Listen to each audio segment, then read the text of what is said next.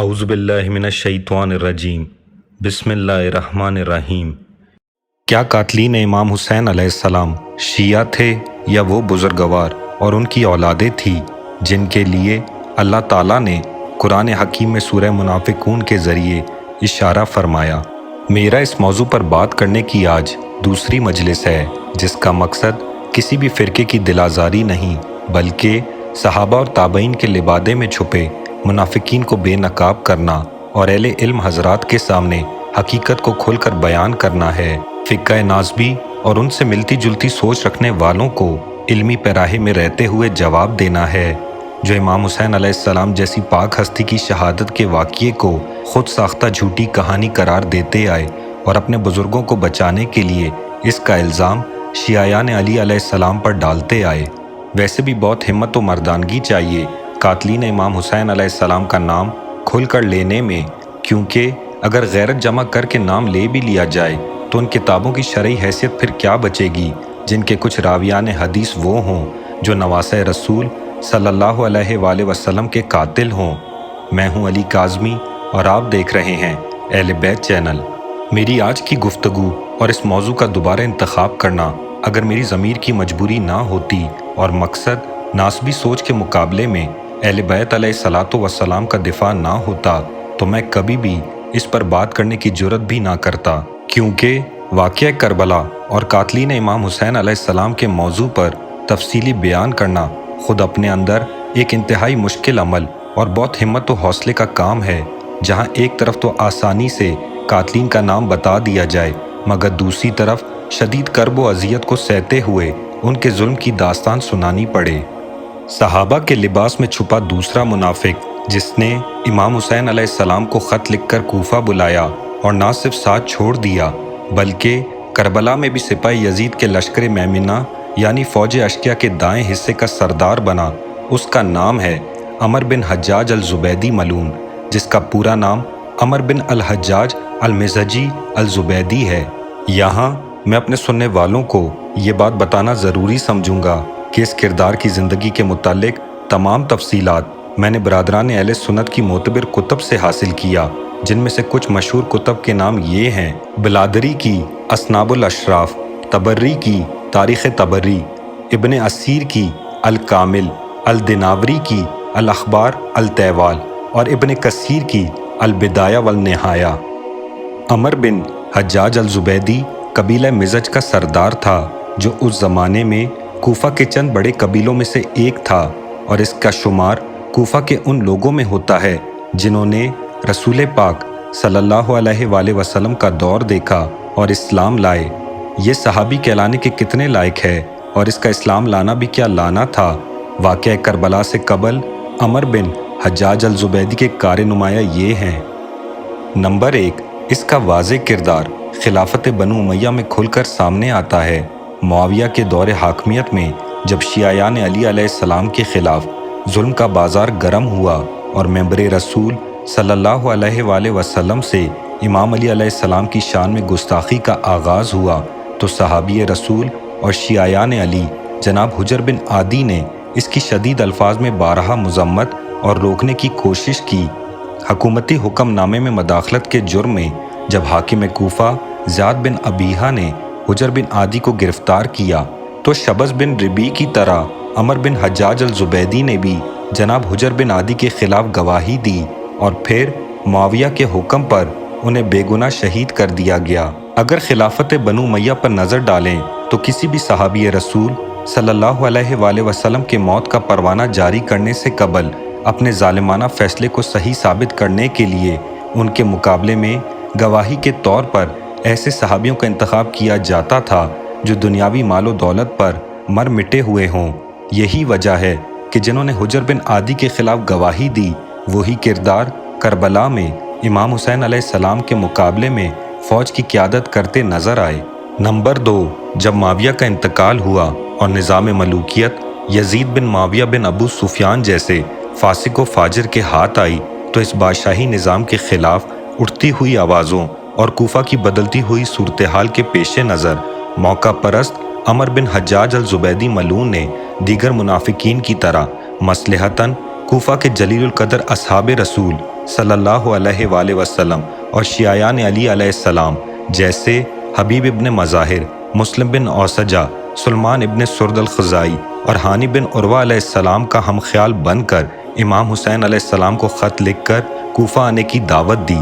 میں نے اس موضوع کی پہلی قسط میں بھی کہا تھا کہ جو ناسبی مولوی ایک عرصے سے اپنے سننے والوں کو بے وقوف بناتے آئے کہ امام حسین علیہ السلام کو شیعوں نے خط لکھ کر کوفہ بلایا اور دھوکہ دیا، ان کی ادھوری بات میں دعوے سے مکمل کیے دیتا ہوں کہ امام حسین علیہ السلام کو دھوکہ دینے والے صرف شیعیان معاویہ بچے تھے، کیونکہ شیعیان علی علیہ السلام کے وہ بڑے بڑے نام جنہوں نے امام حسین علیہ السلام کو خط لکھا، ان میں سے اکثر کو واقعہ کربلا سے قبل کوفہ میں ہی ابن زیاد ملعون نے قید میں ڈال دیا یا شہید کر دیا، اور باقی جو بچے وہ اصحاب امام حسین علیہ السلام بن کر کربلا میں قیامت تک کے لیے اپنے ناموں کو روشن کر کے علیہ السلام بن گئے۔ اب کوئی ان مولویوں کے سر پہ قرآن رکھ کے پوچھے کہ جو ابن زیاد کے قید خانے سے رہا ہو کر نکلے انہی شیعیان علی علیہ السلام نے واقعہ کربلا کا انتقام لیا یا نہیں؟ نمبر 3، عمر بن حجاج الزبیدی ملعون نے دیگر اصحاب رسول صلی اللہ علیہ وآلہ وسلم کی طرح خود کو خیال کر کے پہلے امام حسین علیہ السلام کو کوفہ کی دعوت دی، اور پھر ایمان فروش نے ابن زیاد ملعون کے کوفہ آتے ہی بیت المال کا منہ کھلا ہوا دیکھا اور پیسوں سے ضمیر بکتے دیکھے تو دنیاوی سکوں کی چمک دمک نے دیگر منافقین کی طرح اسے بھی لبھا دیا اور اپنے ضمیر کا سودا ابن زیاد ملعون کے ساتھ کر آیا۔ یہاں یہ بات بتانا ضروری سمجھتا ہوں کہ جناب ہانی بن عروہ علیہ السلام جو کہ قبیلہ مزج کی شاخ بنو مراد کے سردار تھے، رشتے میں عمر بن حجاج الزبیدی ملعون کے سگے بہنوئی تھے۔ جناب ہانی بن عروہ علیہ السلام وہ شیعیان علی تھے جنہوں نے امام علی علیہ السلام کی قیادت میں جنگ جمل اور جنگ صفین میں حصہ لیا۔ معاویہ اور زیاد ابن ابیہا کے خلاف جناب حجر بن عادی کی کھل کر حمایت کی۔ جب معاویہ نے اپنی زندگی میں ہی یزید کے لیے کوفہ میں لوگوں سے بیعت لینا چاہی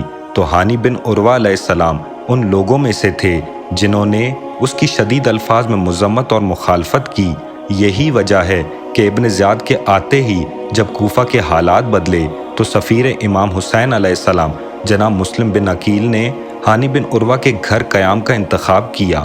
مختصر یہ کہ پہلے تو ابن زیاد ملعون نے اپنے ایک جاسوس جس کا نام ماکل تھا اس کے ذریعے مسلم بن عقیل کی جناب ہانی کے گھر قیام کا پتہ لگوایا، اور پھر عمر بن حجاج الزبیدی ملعون نے اپنے ہی بہنوئی جناب ہانی بن عروہ علیہ السلام کو دھوکہ دے کر قصر دارالامارہ ابن زیاد کے سامنے پیش کروا دیا، جہاں ان پر مسلم بن عقیل علیہ السلام کے بارے میں جاننے کے لیے بہت تشدد کیا گیا اور پھر قید کر لیا گیا۔ جب قبیلہ بنو مراد کے لوگوں کو اپنے سردار ہانی بن عروہ علیہ السلام کی دربار سے واپسی نہ ہونے پر شک لاحق ہوا تو انہوں نے قصر دارالامارہ کا محاصرہ کر لیا۔ اس پر ابن زیاد کی جانب سے قاضی شورا ملعون نے سر پر قرآن رکھ کر جھوٹی گواہی دی کہ ہانی بالکل خیریت سے ہیں اور صرف بخار کی وجہ سے کسی سے مل نہیں سکتے، جس پر منصوبے کے مطابق عمر بن حجاج الزبیدی ملعون نے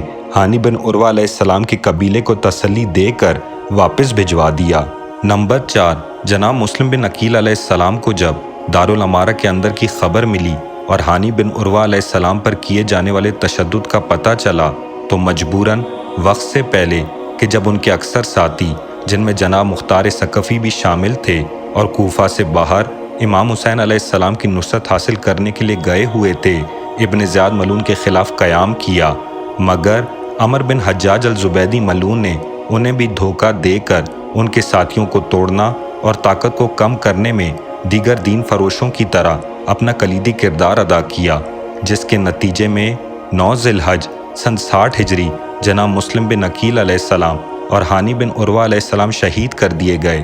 عید الاضحیٰ کے دن ان کے بے سر لاشوں کو رسیوں سے باندھ کر ابن زیاد ملعون کے حکم پر پورے کوفہ میں ایک گلی سے دوسری گلی گھسیٹا گیا اور پھر دارالامارہ پر الٹا لٹکا دیا گیا اور ان کے سروں کو یزید پلید کے پاس شام بھیج دیا۔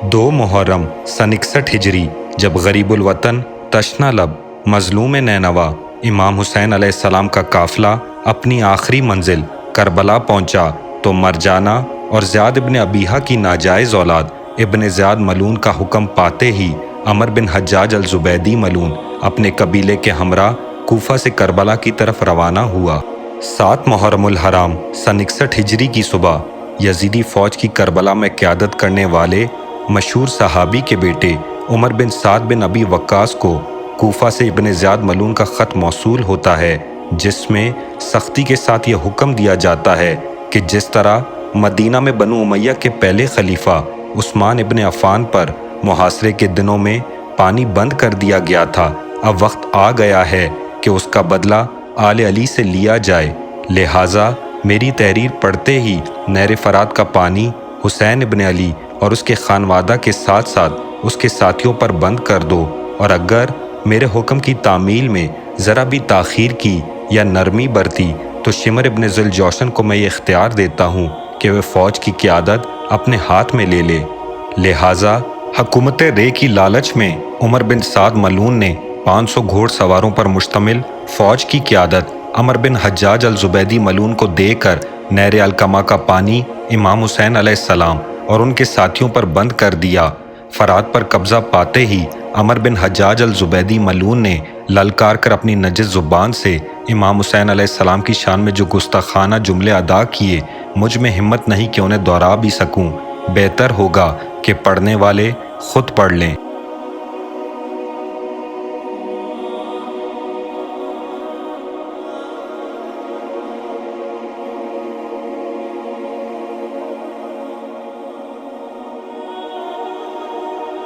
دوسری جانب جب امام حسین علیہ السلام کو اس بات کی خبر ملی اور تمام دن پانی کی بندش میں گزری، تب امام عالی مقام نے اپنے بھائی ابو الفضل العباس علیہ السلام کو بلایا اور انہیں 20 افراد پر مشتمل مختصر سی فوج کے ہمراہ چند خالی مشکیزیں دے کر پانی لانے کا حکم دیا۔ اجازت کا ملنا تھا مولا عباس علیہ السلام اور اصحاب امام حسین جناب نافع بن ہلال الجملی علیہ السلام اپنے ساتھیوں کے ہمراہ رات کے وقت فرات کی جانب بڑھے۔ فوج اشقیاء کی نظروں سے بچتے ہوئے جب پانی کے قریب پہنچے، اس وقت نافع بن ہلال علیہ السلام کی پیش قدمی کو بھانپتے ہوئے عمر بن حجاج الزبیدی ملعون نے چلا کر کہا، کون ہو تم لوگ؟ جناب نافع نے دلیرانہ انداز میں کہا، ہم یہ پانی پینے آئے ہیں جسے تم نے ہم پر بند کر دیا ہے۔ عمر ملعون نے کہا، شوق سے پیو اور اپنی آنکھوں کو ٹھنڈا کرو، لیکن یاد رہے کہ پانی کا ایک قطرہ بھی حسین کے پاس لے جانے کی اجازت نہیں دوں گا۔ یہ سننا تھا کہ جناب نافع نے للکار کر کہا، اللہ کی قسم ہرگز نہیں، میں پانی کا ایک قطرہ بھی نہیں پیوں گا جب تک امام حسین علیہ السلام اور ان کے خانوادہ کے ساتھ ساتھ ان کے ساتھی پیاسے ہوں۔ اور یہ کہہ کر جناب نافع نے اپنے ساتھیوں کو پانی بھرنے کا اشارہ کیا۔ یہ دیکھنا تھا کہ عمر بن حجاج الزبیدی ملعون کا حکم پاتے ہی فوج اشقیاء نے حملہ کر دیا، جس پر اچانک ایک سمت سے شیر خدا کے جری بیٹے عباس ابن علی علیہ السلام اپنے گھوڑے کی زین سنبھالے، تلوار کا قبضہ ہاتھ میں لیے، بجلی کی طرح فوج اشقیاء کی صفوں کو چیرتے ہوئے قلب لشکر میں جا پہنچے، جس سے فوج میں بھگدڑ مچ گئی۔ ایک جانب کچھ اصحاب امام حسین علیہ السلام پانی کے مشکیزیں بھرتے رہے اور دوسری جانب حضرت عباس اور جناب نافع علیہ السلام اپنے چند ساتھیوں کے ہمراہ عمر ملعون کی فوج کو اپنی شمشیر زنی کے جوہر سے مصروف عمل رکھتے رہے۔ نتیجے میں اصحاب امام حسین علیہ السلام پانی لے جانے میں کامیاب ہوئے۔ یہی وجہ ہے کہ 7 محرم الحرام اہل تشیع میں ابو الفضل العباس اور نافع بن ہلال الجملی علیہ السلام کی یاد سے منسوب کرتے ہیں۔ 9 محرم الحرام سن 61 ہجری فوج اشقیاء کا جنگ کا ارادہ محسوس کرتے ہوئے امام حسین علیہ السلام نے اپنے بھائی عباس ابن علی علیہ السلام کو عمر بن سعد ملعون کی طرف بھیجا کہ اس سے ایک رات عبادت کی مہلت طلب کر لے۔ اس پر عمر بن حجاج الزبیدی ملعون نے دوبارہ اپنی نجس زبان سے کہا، اگر کوئی کافر ہم سے یہ درخواست کرتا تو ہم شاید اس کی تو قبول کر لیتے، پر حسین کی نہیں۔ عمر بن سعد ملعون نے حضرت عباس علیہ السلام کے چہرے کے تیور بدلتے دیکھے، تو موت کے خوف سے فوراً امر ملعون کو خاموش کر کے کہا، عباس تم جاؤ، میں ایک رات عبادت کی اجازت دیتا ہوں۔ 10 محرم الحرام سن 61 ہجری روز عاشورہ عمر بن حجاج الزبیدی وہ ملعون تھا جس نے امام حسین علیہ السلام کا تعارف معاذ اللہ مرتد اور کافر کہہ کر کروایا اور یزید خنزیر کو امام برحق کہتے ہوئے فوج اشقیاء کا امام حسین علیہ السلام سے جنگ کرنا ایک دینی فریضہ اور فرض عمل قرار دیا۔ عمر بن حجاج الزبیدی ملعون سپاہی یزید کے لشکر میمنہ یعنی فوج اشقیاء کے دائیں حصے کا سردار بنا۔ دوسری طرف امام حسین علیہ السلام کی جانب سے مختصر سی فوج لیے لشکر میسرہ یعنی فوج کے بائیں حصے کی قیادت کرنے کا شرف اصحاب رسول اور شیعیان علی جناب حبیب ابن مظاہر علیہ السلام کو نصیب ہوا۔